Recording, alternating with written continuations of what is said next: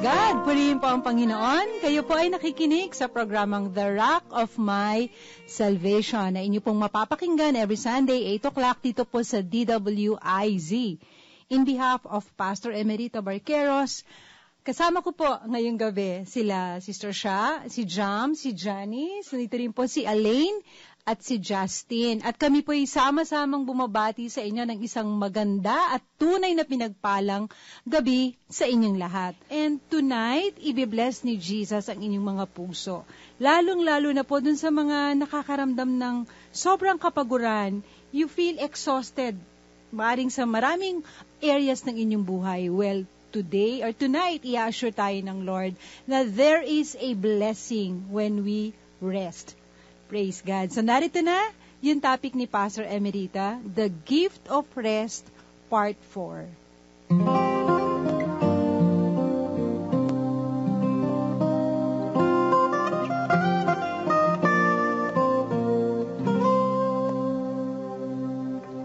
Alam niyo po ba na lahat po pala tayo mayroong 4 tanks? Para tayo may 4 na tangke o sisidlan na nade-drain all the time sa dami po ng ating kapaguran na dapat po nating i-refill. Meron po tayong mental tank. Number 1 po yun. Sulat ninyo, mental tank, emotional tank, spiritual tank, at physical tank. At naniniwala po ako na nakikita ng Panginoon na marami ng tangke ang na-empty sa atin. Tayo ay sobra ng exhausted at dapat na tayong i-refill. Yung mental tank natin ayaw nang gumana. Emotional tank, hindi na maintindihan. No? May iyak minsan, wala namang dahilan. Basta gusto niya lang umiyak. Gusto lang umiyak, yung parang inaapi. You know, sometimes, gawa ko. Bakit gano'n, Lord? Parang pagkaiyak mo naman, sasabihin mo, ba't ako umiiyak? Okay naman, pwede namang sikasuhi dito. Alright, dami ko namang makakatulong kahit pa paano. Ano ba iniiyak ko? Tapos nakita kong binibilang ko yung mga daming pagpapala ng Lord. Anong iniiyak-iyak mo? Gusto lang nating umiyak. Kung bakit minsan yung malulungkot na bagay pa ang ating inaala-alala. Tapos wala naman tayong kausap, nagdadrama tayo. Kausap yung taong napakalayo na. Gusto natin ng drama. Right? Kaya po pinatalakay ng Panginoon ang Sabat. Okay. Maaring makarelate po kayo sa story ni Robert Morris. At sabi niya, there was a time daw na nagpe-prepare siya para sa work niya. So after shower, nung binuksan po niya yung underwear drawer niya, ang nakita niya lang ay 1 pair of underwear. Habang nakatayo daw po siya, na-feel daw niya na bigla siyang nalungkot. At pumasok sa mind niya, look at this, sobrang pagod siguro. Pumasok sa mind niya, paano bukas? Anong gagawin ko? So nakatayo lang siya, walang pumapasok sa isip niya. Hindi niya naisip na pwede naman siyang maglaba o bumili. Kaya nung hindi niya maisip yon, lalo siyang nalungkot. Nung binuksan naman niya ang lagayan nung kanyang mga socks, wala po siyang nakitang socks. Dito po siya biglang umiyak na parang bata. Humagulgol na paupo. Parang sa kanya, failure siya. Hindi na siya makakagoon. Walang kwenta yung ginagawa niya. Parang, he's losing it. Ganyan yung pakiramdam niya. At meron siya pong kinausap na isang elder ng church na nag-explain po sa kanya. Ang sabi, you're not losing it. You are just tired. Sobra ka lang pagod. Kaya ang nangyari po, since that time, nagkaroon siya ng sabbatical. Doon sa sabbatical niya yun, pamamahinga na yun, dito siya kinausap ng Panginoon. Dito sinabi ng Lord sa kanya na kailangan niyang mag-rest ng 1 day in a week. Kailangan siyang maging serious dito or else mamamatay siya. Ganito ito ka-serious. Ganito rin ka-serious po ang Panginoon sa concern niya sa atin. Ang rest natin ay importante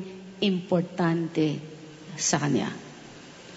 Marahil yung iba po, kaya nababalitaan na lang natin, pumapatay ng tao. Right? Teenager, kahit teenager, bata. Remember yung last na pumatay ng 20 na school children? Ranging 5 to mga 10. Una niyang pinatay ang nanay niya. Binaril niya muna sa muka bago siya pumunta sa school at pinagbabaril yung mga bata. Mahari yung nanay, hindi rin nag-rest. Hindi nagawa yun, dapat magawa para sa Lord at para ma-nurture din yung kanyang sambayan. Right? Maraming mga magulang nagsusuicide, pinapatay yung mga anak, at saka siya nagpapakamatay. Pagod, wala nang maisip. Dangerous ang hindi nagre-rest, ang sabi ng Lord. Kaya pinakita ko sa Old Testament pa lang, pinapatay, para makita nyo yung word na patay, na mamatay o pinapatay, papatayin kayo pag hindi kayo, o mamamatay kayo kaagad kapag hindi kayo nag-rest ng 1 day in a week. Ito po yung message ng Lord. At nung isang araw po, nung ginagawa ko tong message na ito, nandun ako dun sa 6 days, nag-rest ang Lord, etc. Andun na ako, nag-stop ako nung gabi.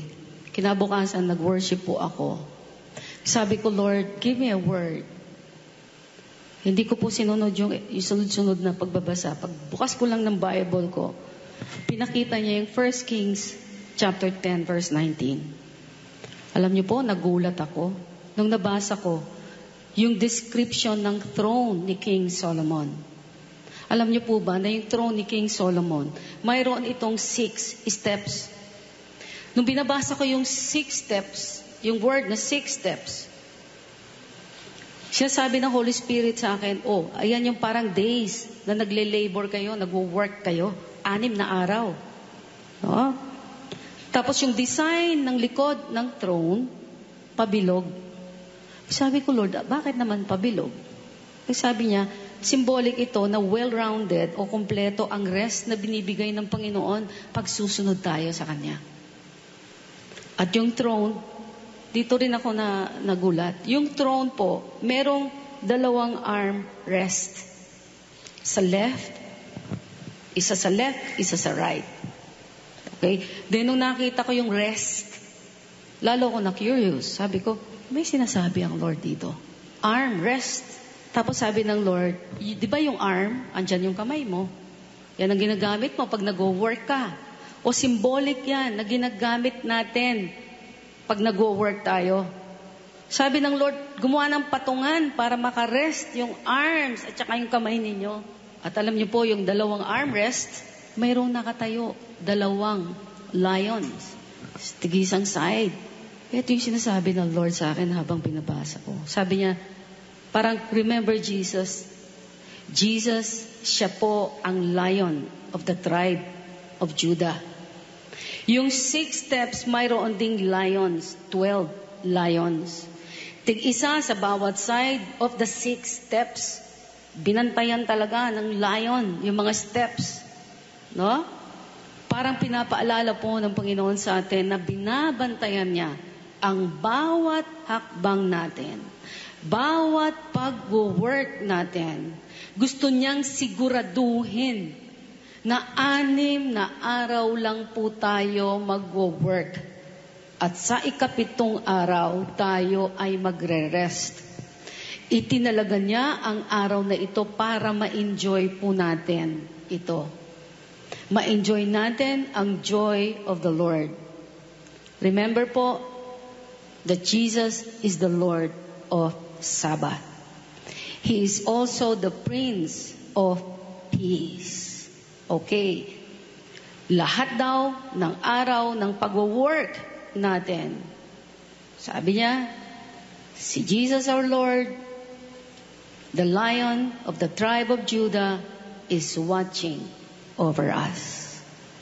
And He has prepared a place for us to rest. Like dun sa throne of Solomon. And by the way, Solomon means peace. Jesus our Lord is the Prince of Peace. Kapag may peace, may rest. Kapag tayo nag-rest one day in a week, ang promise po ng Panginoon, He will provide.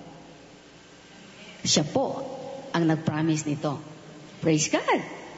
Hallelujah! Okay.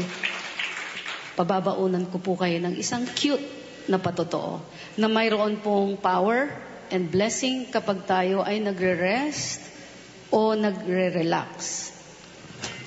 Last Christmas party po namin, mayroong game. So, ibig sabihin po, mayroong prize. No? So, nag-collect po yung mga kapatid ko, sister-in-law ko, nag-collect ng money para dun sa prize. May first, second, third prize.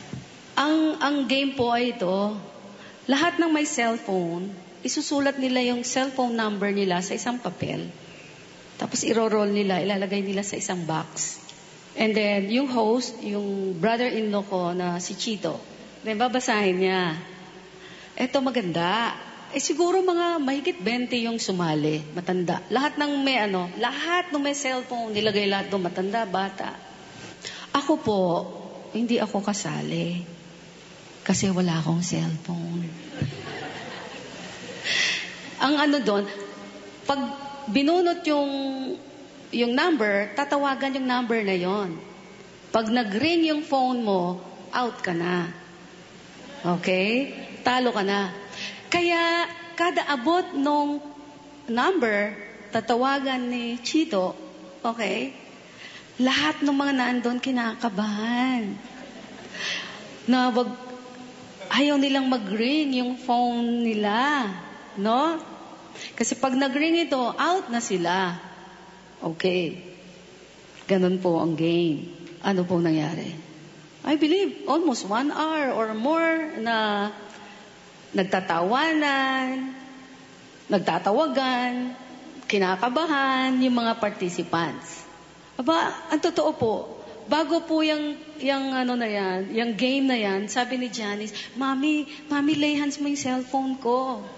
Ako naman, si lay hands, feeling ko talaga si Janice ang makakakuha. Either Janice, o si Jam, na talagang, o si Jai, o basta, miyembro ng pamilya ko, parang sigurado ako talaga. Feeling ko, ay naku naman, hindi pa nag-iinit-init, nag-ring na yung phone ni Jai. Oh my, bakit ganon? Lord, yung isang halera na yon, magkakatabi sila eh. Maya-maya, nag-ring naman yung kay Janice. Nung nag-ring na yung kay Janice, nag-i-start na ako magsabi, kinakalma ko na yung sarili ko. Ang sabi ko sa sarili ko, di ba, mas blessed to give than to receive? O, sabi ko, ganun. Ay, gusto ng Lord mag-bless ako. Kasi kung ako mananalo, di ako yung kumuha. Pero hindi ako mananalo. Hindi kami mananalo. Nag-blessed kami. Kinakalma ko yung sarili ko. Ba, maya-maya na naman. Nag-ring na naman. Kay Jam naman. Later on, nag-ring din yung kay Justin, pati yung sa apo ko. Nag-ring din. So, out na silang lahat. Ang natira si Sharon, yung brother-in-law ko, yung host, si Chito, at saka yung son-in-law ni Abel. Natira, si Jerome. So, mahigit 20 yata yung tinawagan. May posing pa yan si Chito para nakakakaba. Okay, eto po nangyari. So, lahat ng anak ko except Sharon ay na-out na. Nung 3 na lang ang natira, yung unang bubunutin, siya ang mananalo ng 3rd prize. So, binunot po, at ang nakita pong number ay yung kay Sharon. Praise God. So, hindi pa rin kami 0, right? May nanalo sa aming pamilya. Kahit pang 3rd lang, anak, ano? Okay. So, sa 2 natira na bubunutin, yung sa host, yun ang brother-in-law ko, si Chito. At yung isa naman, yung husband nga, yung anak ni Sister Abel dito. Nung nandito na po sa point na to, sabi ng sister ko, si Banji, doon sa husband niya kay Chito, dapat kasi hindi ka kasali. Sabi naman ni Chito, bakit ba? Gusto kong ibigay yung mapapanalunan ko sa church. Hindi mo nga alam yung balak ko Pero wala, hindi pa siya nananalo. Okay, 2 pa. Yun ang sagot lang. May balak siyang ibigay sa church kung mananalo siya. Then, may nagsuggest na yung next na bubunutin, kasi 2 na lang natira sa box, siya na ang ide-declare na winner. Siya yung first prize. So, binunot po ito ng sister ko si Emma. Pagkabasa ng number, praise God! Lumabas po yung number ni Chito. Lumabas po yung number ni Chito. Ano po nangyari? Alam niyo po, pagkahawak ng money binilang, sabay abot po sa akin. Praise God. Sabay abot po sa akin. Hindi lang yata nakuna ni Jam. Look at this. Kung makikita niyo po ako, nandun ako sa dulo. Nag-aano lang ako. Relax lang. Kukuyakoy lang nga akong ganun Kukuyakoy lang ako. But, hindi po ba nakakamangha? Imagine, wala akong cellphone, hindi ako kasali sa game, lahat ng kasali, kinakabahan, samantalang ako ay relax lang na nanonood. Pagkatapos, yung first prize, sa akin po binigay. Hallelujah. Praise God. Naniniwala po akong hindi ito aksidente. Alam ng Lord, ang concern ko sa needs ng ating church.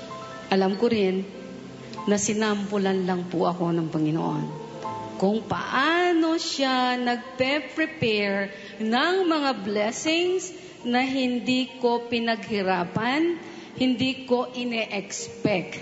Pero, itong maganda po, ipapaabot niya lang ito sa time na hindi ako nagwo-worry. Sa time na hindi ako nagwo-work, sa time na nagre-relax lang ako, nag-i-enjoy, sa time na wala akong kamalay-malay, meron na pala siyang kinakausap na tao para pagpalain ang pamilya ko at church ko. Praise God. Ganito daw, sabi ng Lord, Emerita, ganito talaga ang nature ko.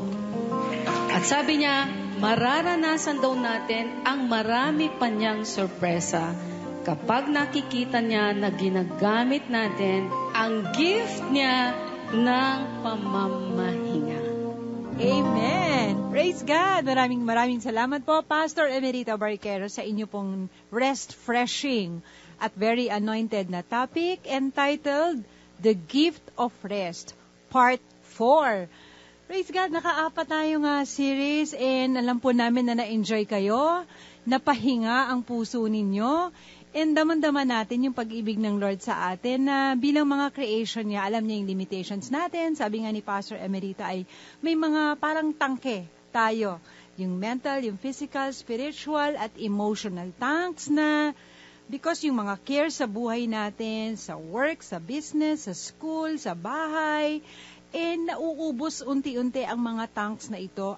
Pero niregaluhan tayo ng Panginoon ng isang araw para mag-rest, magpahinga, at magkaroon ng panibagong lakas para sa susunod ulit na mga 6 na araw na alam ng Lord na mag-work tayo.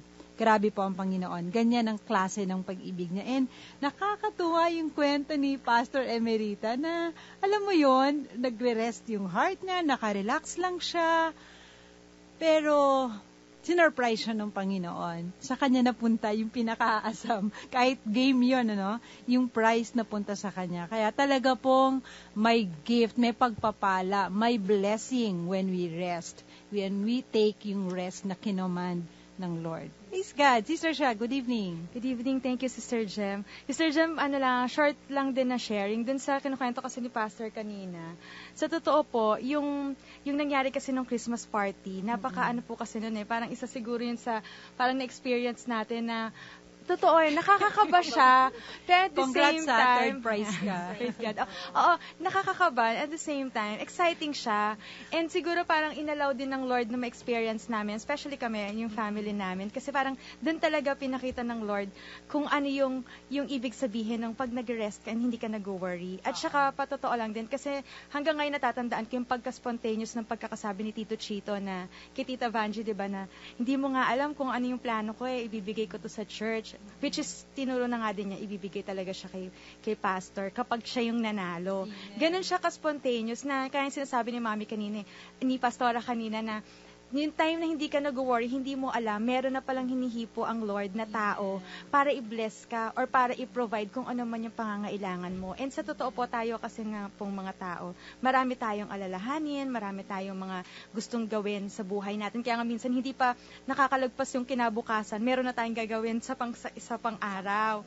And sa totoo sinabi nga ng Lord, di ba po sa Hebrews na yung Sabat na binigay niya para sa mga tao niya, let's be careful daw po that none of us will have fallen short of it. Parang wag tayong magkakasala or wag nating babaliwalain yung Sabat kasi po yung Sabat, binigay siya ng Lord sa atin.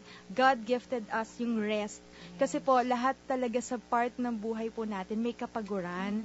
And naniniwala ako, Sister Jem, hindi lang naman ito yung physical na kapaguran yung pinapakita ng Lord sa atin na gusto niyang mag-rest din sa atin. Even yung spiritual kasi po natin talaga.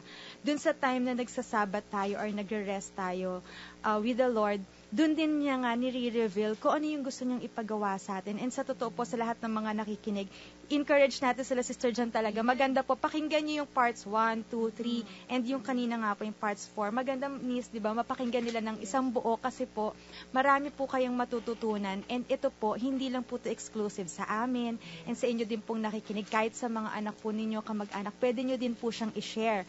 Kung meron din pong nakikinig sa atin na kayo po ay nagsaserve din sa church, mga servants kayo or workers kayo sa church, we really encourage you po na magawa nyo rin po ito sa church ninyo or sa mga kapatiran po ninyo. Kasi even us, di ba, yung mga workers din sa church, in God's perfect time, maririnig din po natin yung mga testimonies nila. So, praise God kasi sobrang love tayo ng Lord para patuloy niya ulit diinan sa atin na gift niya na makapag-rest tayo. And ito po, makakapagbigay din to ng glory sa Lord kasi dito din po dadaloy patuloy yung gustong ipagawa ng Lord sa atin para mabigay natin yung glory sa Kanya. Amen. And paano ba nilang maririnig ulit yan ng buo?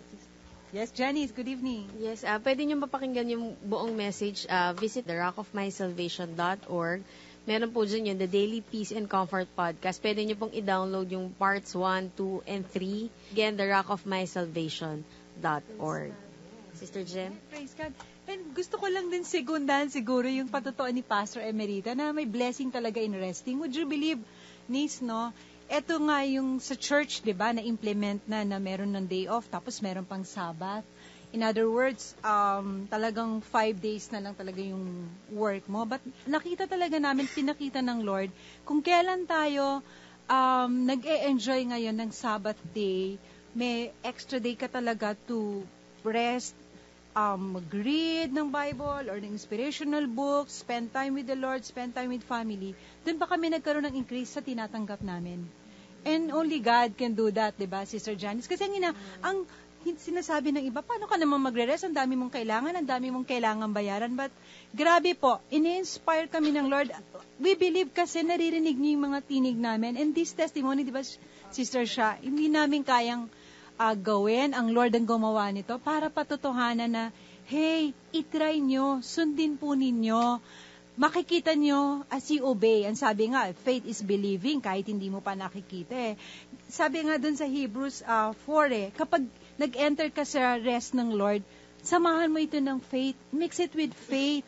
And ang Lord doon napiplease. Without faith, it is impossible to please God. Kaya lahat po ng may mga sobrang hinahabol na kailangan bayaran, kailangan ma-raise up na funds, try this. Trust God. Rest. Take a rest. Mag-Sabbath day po kayo. Spend time with the Lord and you will be amazed kung paanong kilos, patotoo ang gagawin ng Lord sa life ninyo. Praise God. Okay. May gusto bang mag-share sa mga kabataan natin? Yes, Aling, good evening. And speaking of faith din, parang na-remind din sa akin ng Lord from the Bible na we don't have blind faith. Kasi alam naman natin na we put our faith on God. And yung isa lang na insight na parang natandaan ko is meron tayong calendar. And ever since sa Bible, parang meron sinasabi day 1, day 2, hanggang up to day 7. And parang may pattern up until today. Yung pattern, yun pa rin, day 1 to day 6. We work, but day 7, we continue to rest. And yung pattern comes understanding. And we can understand na in the same way, God is never changing. His love stays the same. His power stays the same. And His blessing stays the same every week. And pwede natin expect yun every time we rest in God, away from all the work. Praise God. So, nagre-rest ka na ba ngayon, Elaine? Praise God. Enjoy naman. Sige. Josh? Yes, and I believe then obedience is better than sacrifice. Kasi nga most of us, we say na parang I need to work, isa-sacrifice ko na lang tong Sabbath ko, mas magiging productive ako kasi mas marami pa akong dapat gawin. But then again, obedience is better than sacrifice. How will we be blessed kung hindi natin sinusunod yung isang commandment ni God, 'di ba? Parang let's not overlook yon. So, let's take a rest and God will take care of the rest. Amen. Ito nga panong pinakita ng Lord ngayon, sa verse 11 ng chapter 4 ng Hebrews. Alam kasi ng Lord na marami ang mag-struggle, mag-iisip. Sabi niya dito, let us labor, therefore, to enter into that rest, lest any man fall after the same example of unbelief. So talagang pagpupursigihan mo pa rin pala talaga na mag-spend ng Sabbath day with the Lord. Tin, meron kang gustong i-share? I'd like to add lang yung what Kuya Josh said, yun sa last, yung God will take care of the rest. Yun din yung parang faith natin kay God na kahit parang yung Sabbath, it will mean a lot to you. Kung one whole day, tapos madami kang work, school works, project, parent stuff, and yung parang doon mo din matetest yung faith mo kung kay God ka nakasalalay. Kung you'll know na kahit wala kang magawa this day, kung magre-rest ka lang sa presence niya, He will still provide your needs. Amen. Praise God. And speaking of provisions and needs, the Lord has been providing us naman, para tayo makapagpatuloy din sa mga outreaches natin. At nandito si Jam para i-update tayo sa Joseph Feeding Mission. Yes, gusto Jam, namin ulit mag-thank you sa lahat ng sumuporta, sa lahat na nag-extend ng help nila. Kasi kahapon nakapag-outreach tayo ulit dito sa mga nasunugan sa San Juan, and more than 500 na mga tao yung napakain natin. And may mga naabutan din tayo ng packs of rice. And siguro parang kasi kulang na kulang pa talaga. Kung titingnan nyo, parang marami na 500, pero sa totoo, kulang pa kasi more than almost 2,000 families ata silang nasunugan doon. And 1 month na sila nandun, wala pa rin silang idea what's next. Sabi ko nga, kung yung work nga or sweldo, kulang pa sa pang-araw-araw, what more yung, alam mo yung feeling na magsisimula ka ulit, bahay. Hindi pa yung bahay, yung gamit mo pa, lahat. And sabi ko nga kanina sa church, share ko yung mga nakikita ko, naliligo sa labas, sa kalsada na sila naliligo, doon na sila naglalaba. And tinatanong ko nga yung mga fire victims doon, hindi nila alam kung ano yung susunod na plan na sa kanila. Parang wala talaga silang idea. And sa isang tent, ilang families sila, liit-liit lang.